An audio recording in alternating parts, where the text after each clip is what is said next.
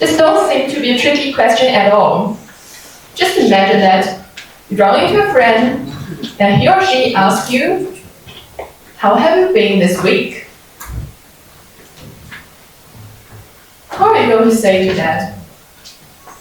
Just like anybody who received any English training, you'll possibly say, fine, thank you.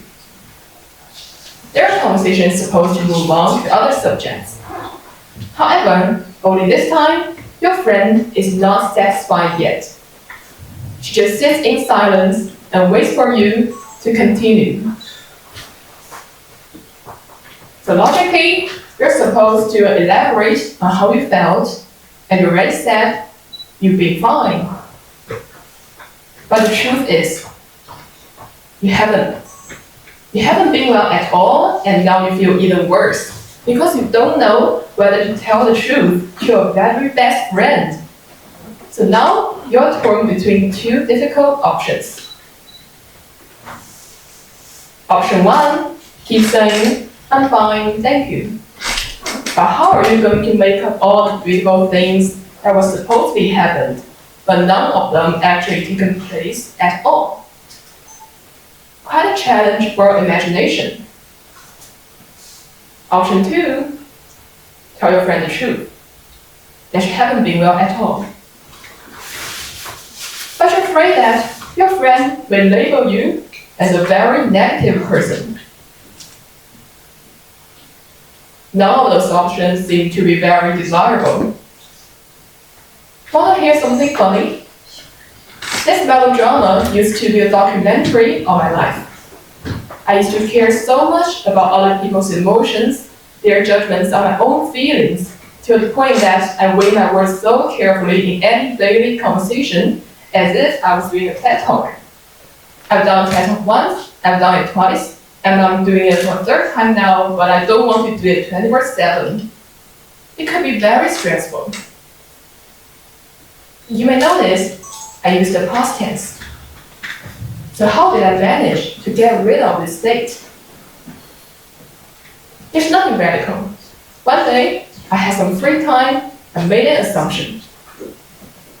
What if I tell everybody a lie that I've been living a brilliant life, everything's been perfectly fine for me? Will they be happy with that response? Will they be happy for me? Let's draw a comparison. Here are the options and the possible negative outcomes that you're being afraid of. First, option one. Keep saying, I'm fine, thank you. Then you'll make up a story of the beautiful things that will supposedly happen. However, you're afraid that your friend may think you're bragging. Your friend may label you as one of those fancy people who decorate their service all the time just to look pretty. And finally, your friends start resenting you. Or even worse, they become jealous of you. Very horrible. What about option two? Tell your friend the truth, that you haven't been well at all. But you're afraid that the friend may label you as a very negative person, and you're ignorant and arrogant and ungrateful for what you already have in your hands, which may be something that other people cannot even dream of. Finally, your very best friend, your best buddy, your best sister, start resenting you as well. So, you can see there's a common point, that there's always some possibility that your best friend may start resenting you because of your one simple response. And are you still afraid of telling your genuine emotions and your feelings on your daily life to a friend? Maybe the fear has grown even bigger. Or maybe, more fortunately, you just find all those melodrama meaningless and you decided to give it all up. So, that's exactly how I landed. Since lying doesn't guarantee any success over a long term, and since we all taught that honesty is something good, telling the truth here seems to be a wiser option. The outcome will always be as uncertain as it can be. So, I made up my mind. Next time, when somebody asks me this boring little question, how have you been? I will still say, fine, at the beginning, just to show some of my politeness in my English.